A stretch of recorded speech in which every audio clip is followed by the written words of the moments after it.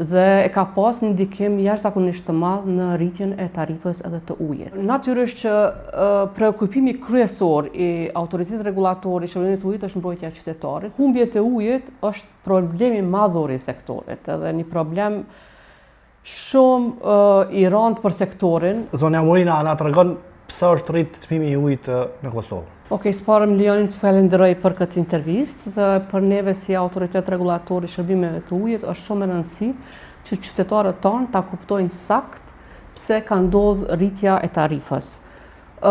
Ju duheni me ditë që sektori i ujit nuk është sektori i izoluar, mbaret edhe prej faktorëve të jashtëm.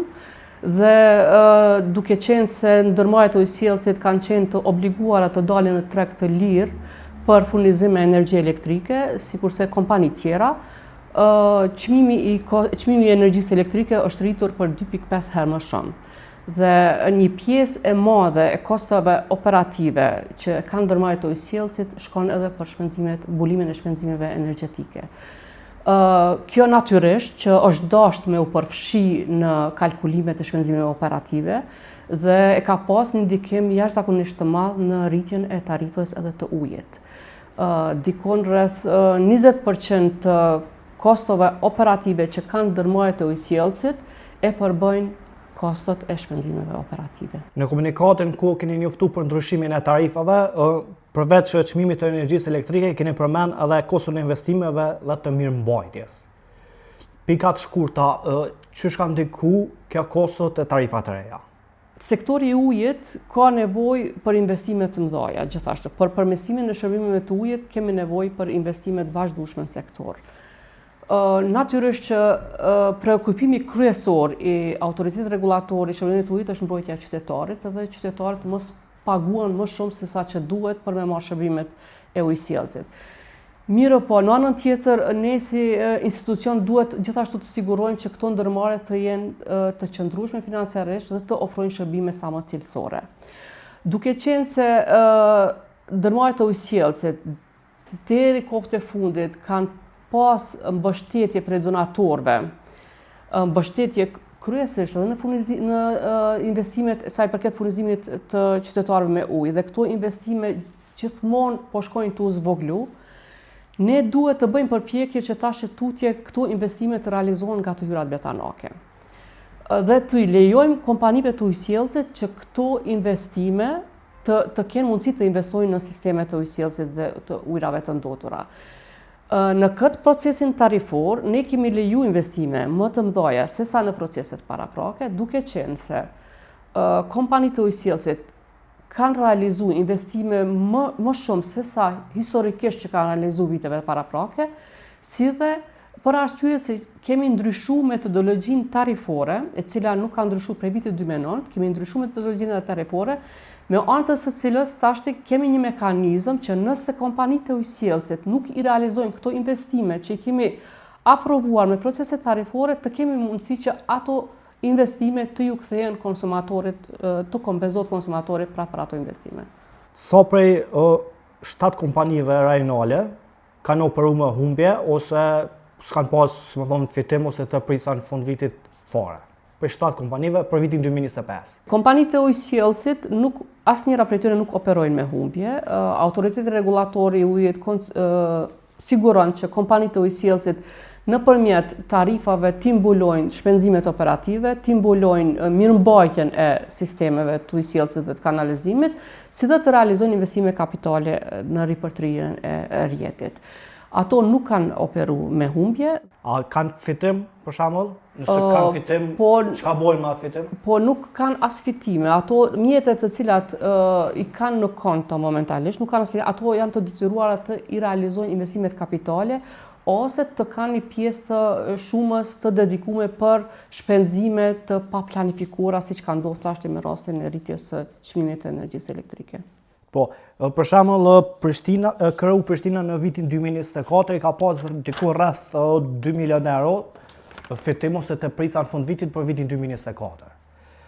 Që ato 2 milion euro ku shkojnë? A shkojnë, a i dorëzohen dividend të qeverisë ose ministrisë, ose çka ndodh me ato 2 milion euro? Jo, ato asnjëra nga kompanitë e ujësjellësit nuk kanë dërguar dividend te qeveria. po ato mjete duhet më investu në infrastrukturë të ujësjellëse të kanalizimit dhe duhet të shpenzohen ose, siç e ka dhe më herët, në shpenzime të paraplanifikume. Sektori ka nevojë për investime të mëdha, ne jemi tu ballafaqur për çdo ditë me probleme të ndryshme, ndërprerje të ujit, edhe kualitet të ujit, patëm rastin edhe të manganit, edhe defekte të ndryshme në përjet, duke konsideruar që rjeti është shumë i vjetër. Kështu që nevojat e kompanive të ujësjelljes për investime janë të mëdha, edhe këto investimet në sektorin e ujit edhe në infrastrukturën e ujit kanë kosto shumë të lartë. Do me thonë, nuk është ndonjë kosto shumë, nuk është ndonjë shumë e madhe 2 milion euro për një ndërmarrje të ujësjellësit siç është kompania e ujësjellësit Prishtina. Në vitin 2025, sa ka qenë përqindja e investimeve kapitale që kanë bërë kompanit? Për shembull, me marrë KRU Prishtinë, e cila është kompani më e madhe për shkak të rajoneve që mbulon. Okej, për vitin 2025 nuk I kemi donat, sepse na donat e vitit kaluar fillojmë me auditu tek mbasi të mbyllet viti fiskal. Do me thonë, në fund të marsit, fillimi I aprillit fillojmë me auditu donat e raportuara nga kompanitë e ujësjellësit, po e kemi donat e vitit 2024 dhe këtu mund të them se realizimi I investimeve kapitale nga të hyrat vetanake prej kompanive të ujësjellësit ka qenë në nivele 73%, që është një përqindje kogja e kënaqshme kur krahasohet me zhvillimet më herët që kanë qenë në këtë aspekt. Do me thonë, kompanitë e ujësjellësit e kanë pa nevojën dhe kanë pa rëndësinë e realizimit këtyre investimeve kapitale dhe janë të punu edhe të përmirësuar këtë drejtim. Po.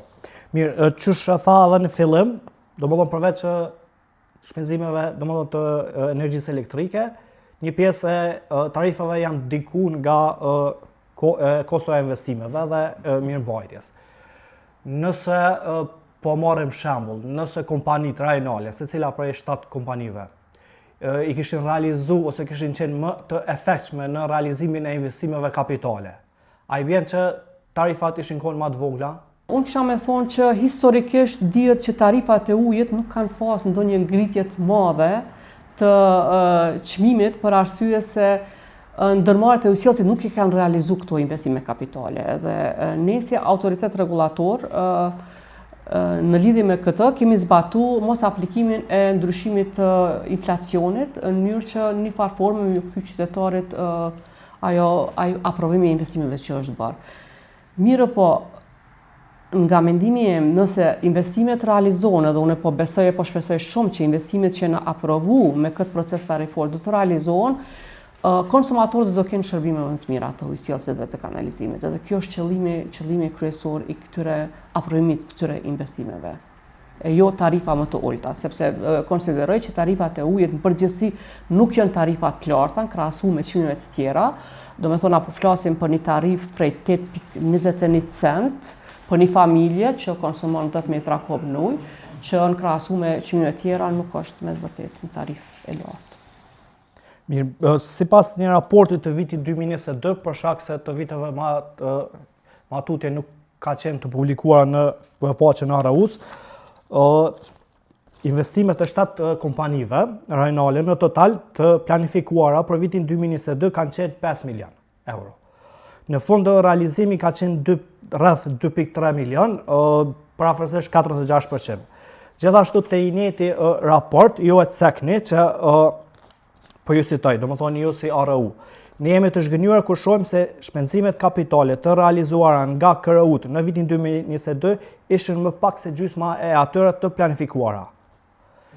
A I bjen që keq menaxhimin e KRU-ve, do më thonë të kompanive rajonale, është duke I bërë pasojat qytetarët për shkak se në fund po ndikojnë në tarifa.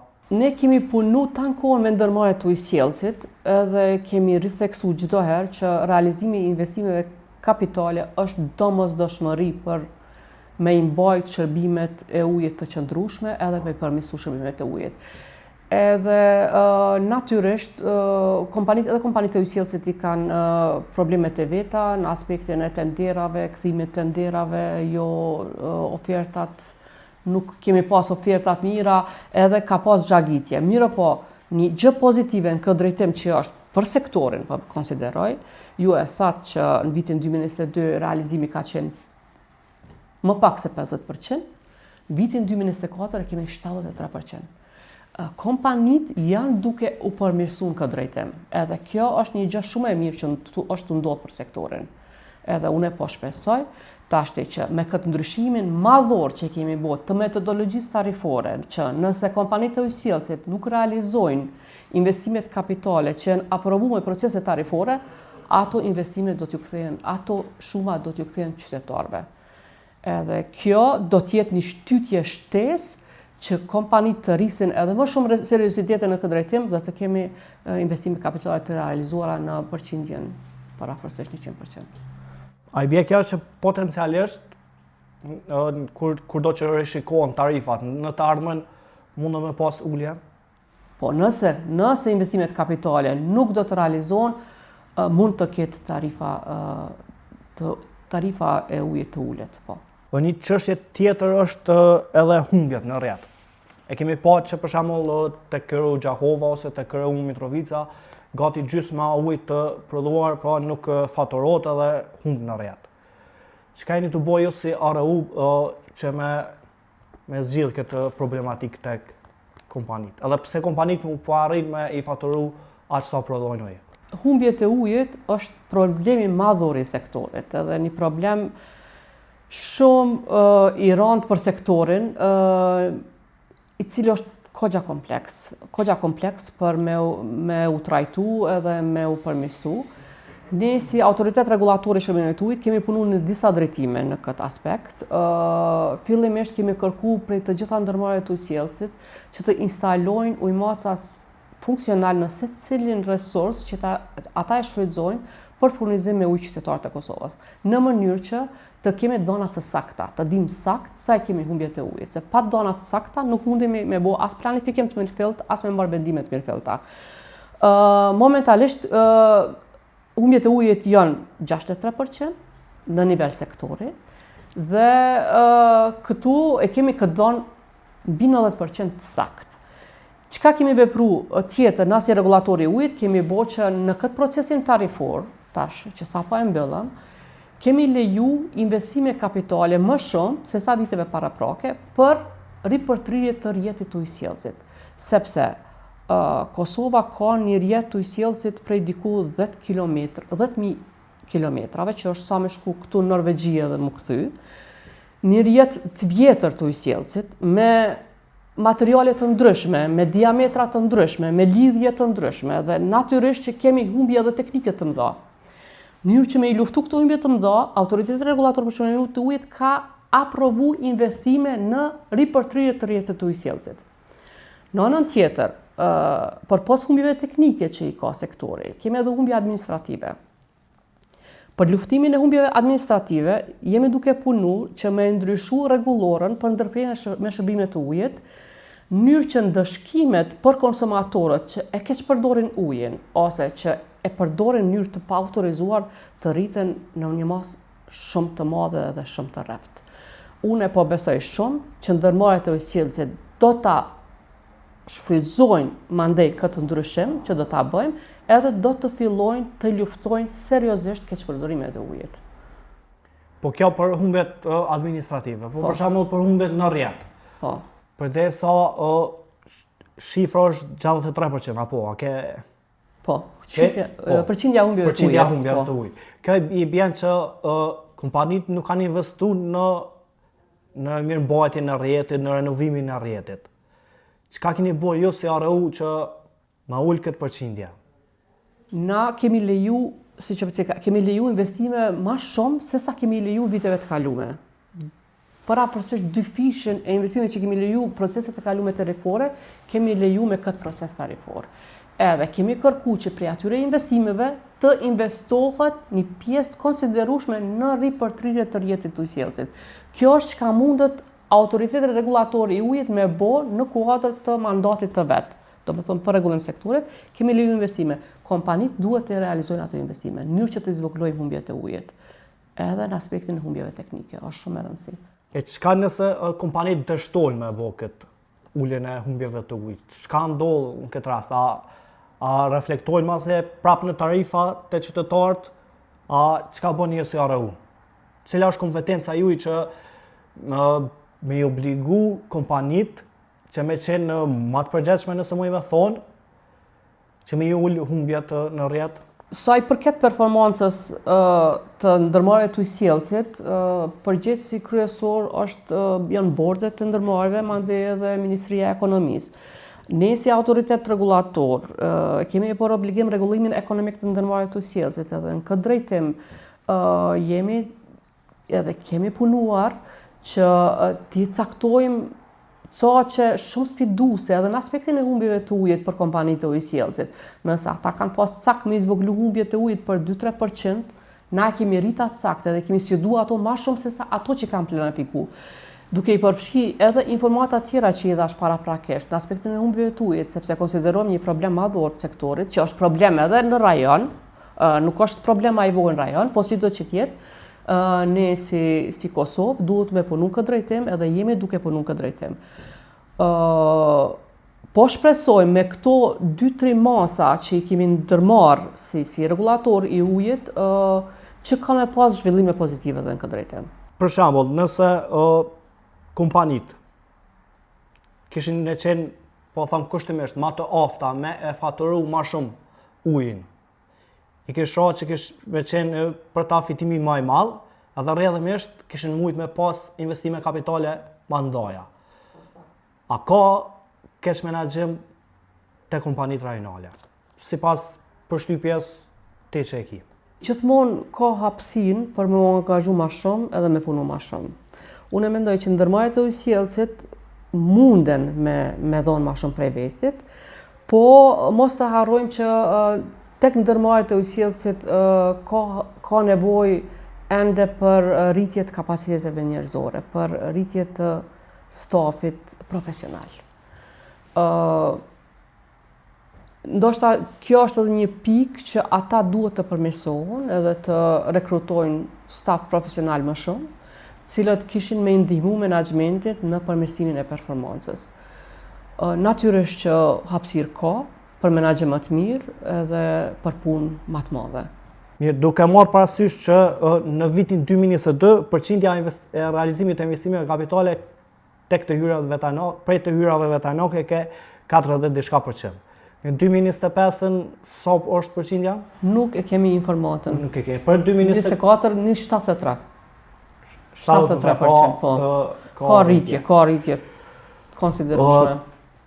A i bie që qytetarët, për shkak se edhe duke marrë parasysh që tha dhe një pjesë e arsyeve ose shkaktarëve për rritjen e tarifave, ka qenë edhe kostoja e investimeve dhe mirëmbajtjes. A i bie që qytetarët në një forme janë duke e pagu koston e cash menaxhimit nga kompanitë rajonale? Që jam e qartë edhe një herë. Rritja tarifës që është bërë ka qenë kryesisht për shkak të rritjes së çmimit të energjisë elektrike. Do me thonë 90%, mbi 90% ka qenë vetëm për shkak të mbulimit të shpenzimeve të energjisë elektrike që i ka kompania ujësjellësit pas daljes në treg të lirë të energjisë elektrike. Pjesa tjetër e rritjes është përfshirja e inflacionit, si dhe një përqindje e vogël e investimeve kapitale. Do me thonë nuk ka ndikim qaq të madh, po foli për këtë proces tarifor, investimet kapitale, sepse nuk ka ndikim qaq të madh këto investimet kapitale direkt në rritje tarifës. Kanë një përqindje të vogël te tarifa e ujit. Do me thonë rritja për qytetarët, rritja tarifës ka qenë mbi 90% për shkak të rritjes së shpenzimeve të energjisë elektrike. Rritje reale të tarifës thuja nuk ka pas. Nuk ka pas. Po, na kemi qenë të detyruar që me siguru një qëndrueshmëri financiare të kompanive të ujësjellësit. Qytetarët janë të interesuar me pas një kompani funksionale të ujësjellësit. Edhe për këtë arsye është dashur me rrit tarifën. Do të thonë, mbi 90% tarifa është rrit vetëm për shkak të rritjes së shpenzimeve të energjisë elektrike. Mirë, a keni konsideruar jo si ARU që çto shpenzimet që ka rrit shpenzimet operative tek shpenzimet e energjisë elektrike, që kompanitë me mbulu vetë prej për shembull fitimeve ose të pricave që i mbesin fund vitit? A ka qenë kjo mundësi për shembull? Ndërmarrjet e sjelljes nuk kanë te prica në fund vitit, te pricat që i kanë momentale, te pricat që janë i kanë prej mos realizimit të investimeve kapitale. Nuk është që na kalkulojmë që kompanitë e ujësjellësit me dalë në profit në fund të çdo viti. Domethënë këto te pricat që i kanë prej mos realizimit të investimeve kapitale dhe ato investime duhet ata me realizu. Po, a keni ndonjë shifër për vitin 2025? Sa ka qenë në total për komplet 7 kompani të përfshi edhe grantet? Sa ka qenë, jo, për vitin 2024 i kam shifra. Sa është për 14 milion euro, parafërsisht, 14.200.000 euro. Ku përfshin edhe grantet? Po, këtu mos të harrojmë se këtu bëjmë pjesë edhe grantet prej donatorëve. Domethënë nuk janë komplet hyrat vetëm mjetet e kompanive të ujësjellësit, por janë edhe grantet që janë të përfshime për shkak të bashkëfinancimit me donatorë të ndryshëm. Edhe këto mjete këta janë të obliguar me shpenzu në investime? Në investime ose në shpenzime të pa planifikume. Po. Natyrisht me aprovimin e autoritetit rregullator të shërbimeve të ujit. A din për vitin 2025 sa kompani prej shtatave mbulojnë me 24 orë me ujë të pijes qytetarët? Për vitin 2025 i kemi donat vetëm të raportume dhe për atë arsye nuk i kam këtu me veti, sepse auditimi i donave të raportume fillon vetëm në fund të muajit mars ose në fillim të muajit prill. Mirë po, furnizimi 24 orë me ujë është problem për shumicën e ndërmarrjeve të ujësjellësit, sidomos gjatë muajve të verës. A ka të paktën ajo që arrin me bo për 24 orë? Po, Gjakova është shumë mirë me furnizim me ujë. Gjakova është ka sistem, ka furnizim 24 orë me ujë. Mitrovica është gjithashtu mirë. Ki problemet më dhaja kemi me Ferizajin, Gjilanin, Prishtinën edhe Prizrenin. Po edhe peja kohë të fundit po ka ankesa që gjatë muajve të verës po ka ndërprerje të furnizimit me ujë. Ndërprerjet a ma shumë lidhen për shkak të mungesës ujit, a për shkak të rjetit? Ndërprerjet lidhen edhe për shkak të rjetit, kur ka defekte, natyrisht që duhet me ndërprer ujë për me rregulluar defekt, po ka edhe për shpenzimet për shkak të mungesës ujit, kapacitetit ujore, sidomos gjatë muajve të verës. Dhe këto ndërprerje vijnë kryesisht për shkak të keqpërdorimeve të mëdha të ujit që bëhen gjatë verës. Po të ujat e ndotura dhe të kanalizimet, çu kanë qenë investimet prej kompanive rajonale? Tek fusha e kanalizimeve, ndërmarrjet e ujësjellësit gjithmonë kanë investuar edhe më pak sesa tek fusha e furnizimit me ujë. Edhe rjeti i kanalizimit ka nevojë për investime, ka nevojë për mirëmbajtje më të mirë. Momentalisht kompanitë përballen me probleme të bllokimit të sistemit të kanalizimit, bllokime të shpeshta, po kjo është edhe si pasojë mungesës kulturës qytetare që hedhin veturina nëpër shahta nëpër të kanalizimit, po edhe për shkak problematikës që ka sektori, sepse gypat e kanalizimit janë kryesisht gypa që mbledhin edhe ujërat e shiut, edhe kjo krijon një problematik shtesë tek këto sisteme. Po sa i rrin gati kompanitë? Jo aq sa duhet, nuk ka mirëmbajtje të rregullt të sistemet të kanalizimit. Mirëmbajtja për fat keq ende bëhet në mënyrë aty për aty, kur lind problemi, kompania vepron për zgjidhjen e atij problemi, po jo nuk kemi hapësinë të përmirësimin këtë drejtim që edhe mirëmbajtja e kanalizimit të bëhet në mënyrë të rregullt. Po, edhe te tarifat për ujërat e ndotura dhe të kanalizimit ka pas ndryshime të tarifave. A ka qenë arsyeja e njëjtë? Te ujërat e ndotura ka pas ndryshime, po lidhen disa faktora aty. Tek disa ndërmarrje të ujësjellësit është planifikuar që me u ndërtu impjantet për trajtimin e ujërave të ndotura, siç është Prishtina, siç është Gjilani, po mandej Ferizaj, Mitrovica, gjithashtu kanë në plan me ndërtu impjantet. Edhe natyrisht që këto investime të arrisin edhe tarifën e ujit. Çka kemi fillu na dhe si regulatori i ujit, kemi fillu të aplikojmë edhe metodologjinë e ndotësit paguan, kur bizneset e ndotin ujin më shumë se sa konsumatorët shtëpiak, edhe i krijojnë një kosto shumë të lartë ndërmarrjes së sjellësit për trajtim të atij uji, atëherë koston e trajtimit të ujit do ta bartin bizneset relevante të cilat e rrisin atë kosto. Do me thonë, me metodologjinë e re tarifore kemi bërë përpjekje që të kemi kosto reflektive sa më shumë, edhe në këtë rast ndotësi paguan, kemi thonë biznesi që krijon ndotje të madhe të ujit dhe një kosto të madhe të trajtimit të ujit, ka me pagu një tarif më të lartë se sa konsumatori shtëpiak. Për këtë procesin që ka ndodhur tash, a kanë qenë të informuar qeveria ose Ministria e Ekonomisë, a keni për obligim nëse më me thonë me marrë komente për të në?